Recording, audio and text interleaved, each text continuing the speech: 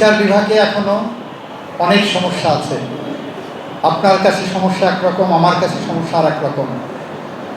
অনেকেই বলবেন দুর্নীতি ছুঁয়ে গেছে, অনেকেই বলবেন টাউন বাটপাড়িতে ছুঁয়ে গেছে, অনেকেই বলবেন স্ট্রাকচার নাই। আর আমার কাছে বিচার বিভাগের সবচেয়ে বড় সংকট হলো মানবিক মূল্যবোধ সম্পন্ন বিচারকের।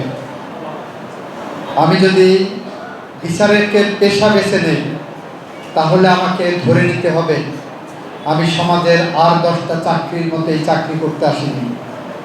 এখানে আমি এসেছি ডিভাইন জাস্টিস দেওয়ার জন্য, বিধাতা প্রদত্ত সার্বভৌম ক্ষমতা প্রয়োগ করার জন্য।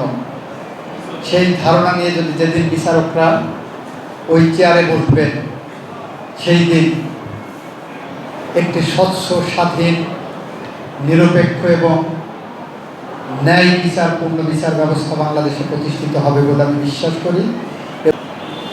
উনি বলছেন